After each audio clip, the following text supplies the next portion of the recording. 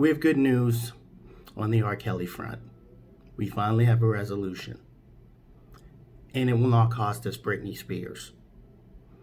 As you know, when I went to the July 4th Area 51 celebration, and an alien entity offered to take R. Kelly off our hands if we gave them Britney Spears. And they wouldn't tell us what they wanted Britney for.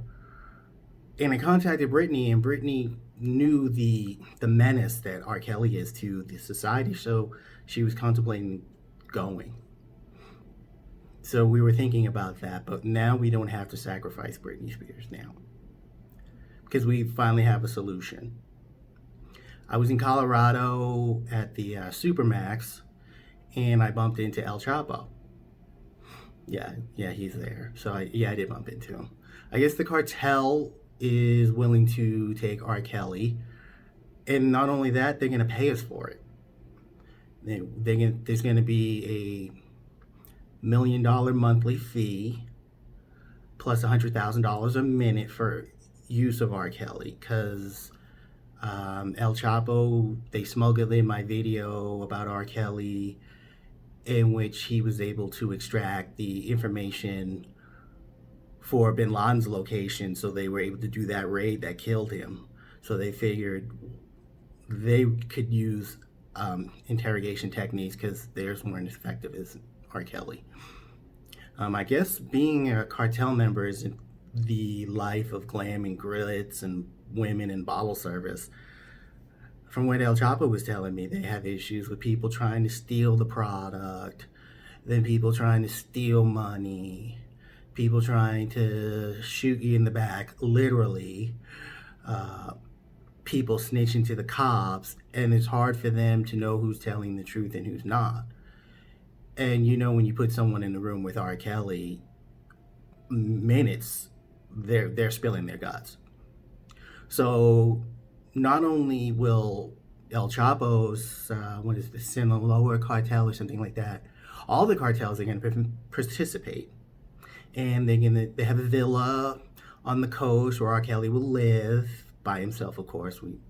And then if they have someone suspecting of anything, or they just need the truth out of, they'll drive him over, put him in the room with R. Kelly, and of course, you know, usually the toughest dude, or the toughest person, guy or girl, usually about 5 minutes, and then they're giving it up. So then the cartel believes it'll help their operations and make cartel life a lot easier. Because, you know, cartel life, like I said before, isn't the glamour and glitz that, you know, the TV and movies make it out to be. And the U.S. government, the United States benefits. Not only do we get rid of R. Kelly, we get $1 million a month rental from each cartel. I don't know how many are there in Mexico, I don't know, but there's a lot of them. And plus, anytime a cartel uses them to extract information, we get $100,000 a minute. So we're going to clean up, and hopefully this will solve our deficit, because, you know, we're trillions of dollars in debt, especially with these with coronavirus. So this is good news. And also, an unsung hero, Britney, should be commemorated, celebrated for her willingness to go to an alien planet, nebula, wherever those people were from. They never did tell me. Just to save us from R. Kelly. So we are also not only doing that, the cartels will also, in me, will support the movement to remove all the Confederate monuments and replace them with statues of Britney Spears. I think that'll work well. Plus, you know, Britney's not only an entertainment phenomenon, now she's an American hero. And I think this story needs to be told to future generations. So yes, some of the money from the cartel interrogations, or cartel questionings, will go to financing the statues of Britney. We'll also put some murals up too.